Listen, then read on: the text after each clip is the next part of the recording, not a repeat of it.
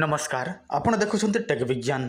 आज आम यही वीडियो माध्यम एमिति गोटे उपाय जानिबा जो उपाय माध्यम आपण माने जेकोसी व्यक्ति को वशीकरण करें। देखंतु आपण मानकु अधिक किछि करने को पड़ो नहीं, केवल मात्र रास्ता रे गोटे गार टाणी देबे। बास सही गारटी को जे डेइब से वशीकरण हम। किंतु यही गार केमिति आपण माने टाणीबे, यही गार टाणीबा पई आपण मानकु कौन कौन आवश्यक से सब जानिबा निहाती आवश्यक। तेणु आपण माने भिडियोटी को संपूर्ण भाव में देखिए, ताहले ही आपण माने सब किछि जानि पारिबे। यह एमिति सेमिति रेखा नुहे, यह हेउछि वशीकरण रेखा। जदि यही वशीकरण रेखा को आपण माने टाणी देबे ताहले बाध्य है कि जहाँ पाई टाणी थिबे से आपणक ठारे वशीकरण हब।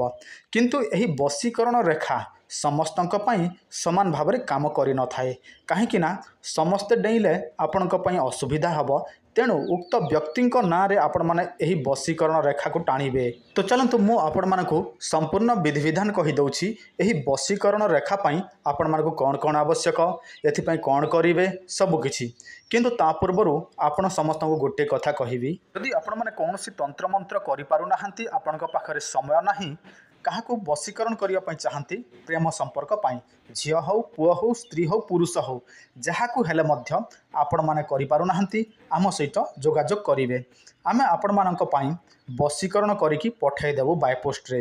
देखंतु जेकोसी प्रकार वशीकरण आमे आपण मानक करिकी दबु, केवल आपण माने तांकरी ना देबे, आपणक एड्रेस देबे, ताहले आमे करिकी पठाई देबु। 7 दिन मध्य पिली जीवो। ता छड़ा आपण माने कोनोसी वाणिज्य व्यवसाय दुकान बाड़ी देइछंती, जमारू मध्य चालू नाही, पूरा डाउन होउछि।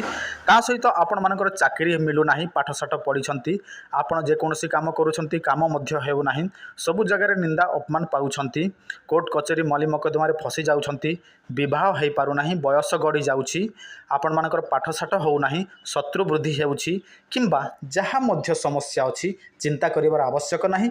एही नंबर को कॉल करंतु, नचेत व्हाट्सएप करंतु।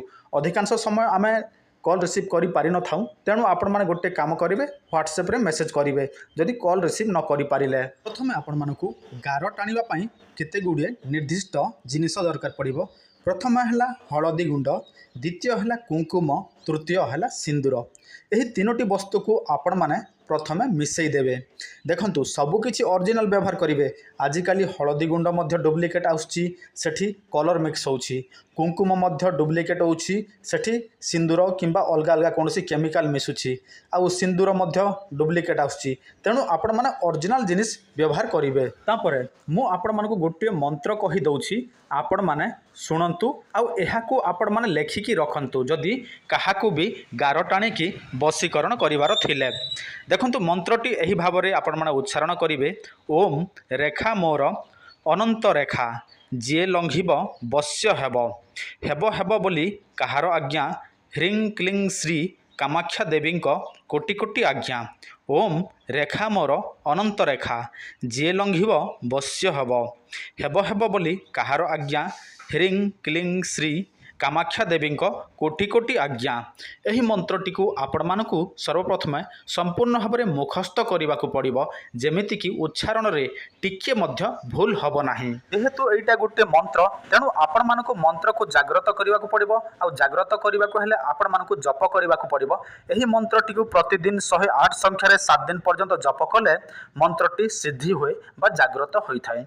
जितेबाला आपण मानकर 7 दिन संपूर्ण हम, 8 नंबर दिन किंबा तापर आपण माने जेकोसी मुहूर्त रे सही कुंकुम हलदी सिंदूर रे मंत्रित करिकी जेकोसी रास्ता रे गार टाणी देबे।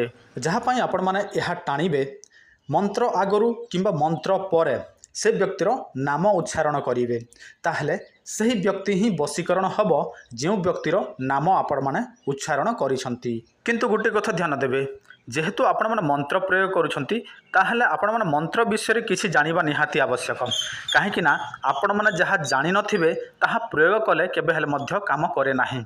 आपण माने यूट्यूब रो हजार हजार मंत्र देखुथिबे, सेटा मोर हो किंबा अलगा लोकर हो, आ प्रयोग मध्य करुथिबे, किंतु ଅଧିକାଂଶ ଲୋକ ଅନ୍ୟମାନଙ୍କ ମନ୍ତ୍ରତନ୍ତ୍ର ପ୍ରୟୋଗ କରିକି ବିଫଳ ହୁଅନ୍ତି, କିନ୍ତୁ ଯେଉଁମାନେ ମୋର ମନ୍ତ୍ର ଯେଉଁଟାକି ମୁଁ ଦେଇଥାଏ ସେଟାକୁ ଯଦି ଶ୍ରଦ୍ଧା ବିଶ୍ୱାସର ସହିତ ପ୍ରୟୋଗ କରନ୍ତି ସେମାନେ ସଫଳ ହୁଅନ୍ତି।